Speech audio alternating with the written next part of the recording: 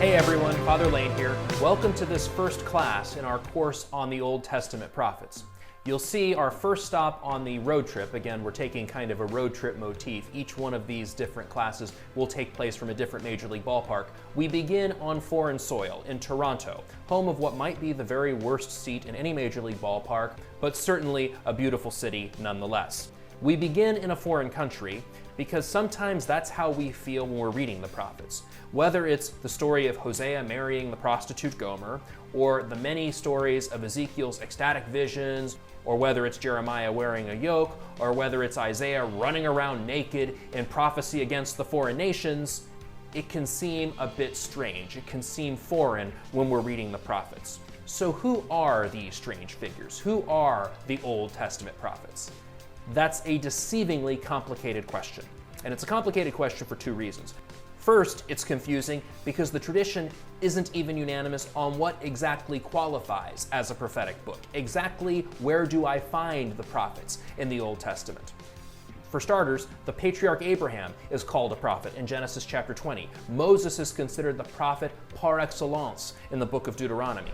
But even as we look at the different canons, we look at both the Hebrew Tanakh, the Hebrew canon, as well as the Christian Old Testament, both with and without the deuterocanonical books, we can see the prophets are located in two different places. You can see them highlighted in light blue on your screen. And there's only some overlap. Only those books that are in dark blue text are considered prophets in both traditions. Isaiah, Jeremiah, Ezekiel, and the Book of the 12 or the minor prophets. Those 12 shorter prophetic books are unanimously considered prophetic. But you'll notice in the Hebrew canon, the prophets are distinguished between the former prophets and the latter prophets. The former prophets are Joshua, Judges, Samuel, and Kings, books considered historical books in the Christian tradition. We'll see a little bit later on in the course that they manifest elements of both genres. They are both historical and prophetic. And then, by contrast, in the Christian tradition, the Book of Lamentations, as well as the deuterocanonical book of Baruch, Jeremiah's secretary, because of their association with the prophet Jeremiah, are listed in the prophetic books, as is the book of Daniel. Daniel is considered a major prophet in the Christian tradition, largely under the influence of Daniel chapter 7, verses 13 and 14, a passage we'll look at a little bit later. But in the Hebrew tradition, by contrast, Lamentations and Daniel are part of the writings. They're part of the Ketuvim. You'll remember the Hebrew canon consists of three main parts: the Torah, the law, the Nevi'im, the prophets, and the Ketuvim, the writing. Torah, Nevi'im, Ketuvim. In Hebrew, that forms the acronym Tanakh, which is the standard word that describes the Hebrew Bible's canon. It might seem at first glance that as Christians, we should simply accept the Christian canon and reject the Hebrew canon, but that would be a mistake for a number of reasons. One, it overlooks the valuable insights that the traditional Hebrew conception offers, but also it's far from clear that the New Testament authors would have shared this Christian canon in the first century. Let's look at Luke's Gospel for a moment. We are in Luke chapter 24, in a passage that's set right after the Emmaus Road event. So Jesus is risen from the dead, he has gone to Jerusalem, Jesus is in Jerusalem with his apostles, and he speaks to them. "These are my words that I spoke to you while I was still with you, that everything written about me in the law of Moses and the prophets and the Psalms must be fulfilled." Notice a couple things about this verse. First, notice the juxtaposition. Law of Moses, prophets, and Psalms. Law of Moses, prophets, and Psalms. These mirror the three main parts of the Tanakh: Law of Moses, Torah, prophets, Nevi'im, Psalms, the most prominent book and the first book of the Ketuvim. So it seems, at least in Luke's Gospel, that tripartite structure of the Hebrew Bible is in mind, that Hebrew conception of the Old Testament is present in the inspired author's mind as he composes his Gospel. But also, notice that Luke doesn't exactly define what a prophet is. He simply refers to the prophets as a catch-all.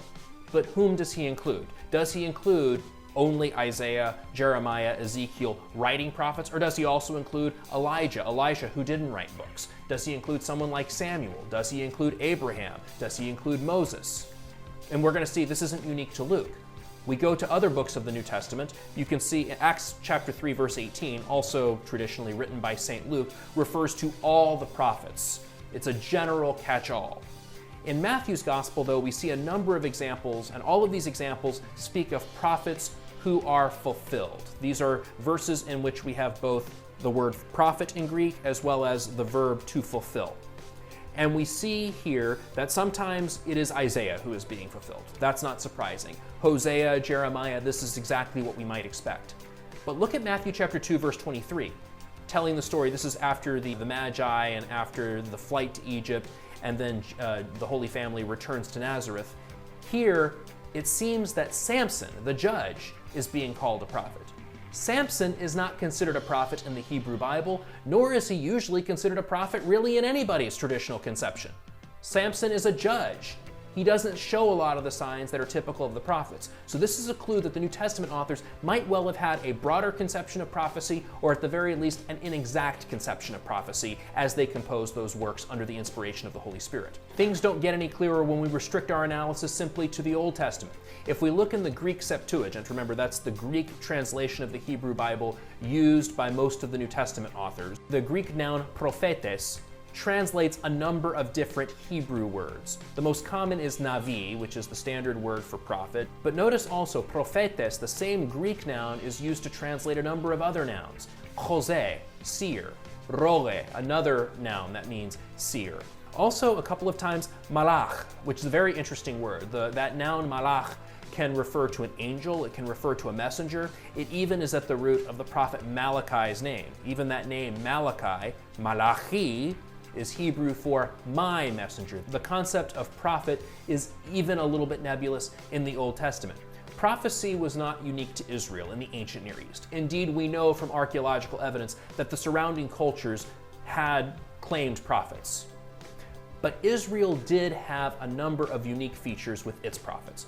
Most important is the literature that the prophets produced. No other culture has such a vast and lengthy amount of literature produced by prophets. Second is its relationship with the king. In other ancient Near Eastern cultures, the prophets were the king's sycophants. The prophets flattered the king. In Israel, by contrast, as we often say, the prophets comfort the afflicted and afflict the comfortable, and the most comfortable is the guy in charge, the king, as well as the priests. If you think for a second about the power structure of ancient Israel, there were three main power holders. You had the king. Remember, the monarchy was hereditary. After King David, everyone was part of that dynasty. You also had priests who were authorities. They had to be Levites. Again, that was also hereditary.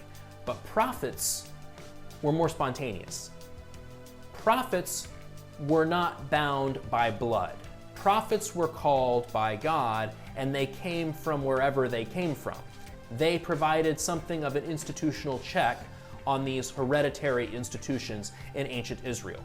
And the prophets, as part of that ombudsman role, generally drove the king crazy. They very frequently said what the king did not want to hear. Ask Jeremiah all about that. That's how he ended up in the cistern. That's how he ended up in the stockade in the temple. He ticked off the priests and the king. Very frequently, the prophets were most unwelcome to the king. And third, the prophets were spontaneous in Israel. In the ancient Near East, prophets generally were consulted when the king wanted an oracle from the divine. Whereas in Israel, prophets are just called whenever. The prophets speak when the word of the Lord comes to them. That's Ezekiel's pet expression. The word of the Lord came to me saying. The word of the Lord comes when it comes, and it says what it says, and nobody can control it. So that's who the prophets are. Before anything else, the prophets are the bearers of the word of the Lord. They proclaim the word of the Lord however the Lord wants them to, and they proclaim it whenever the Lord wants them to.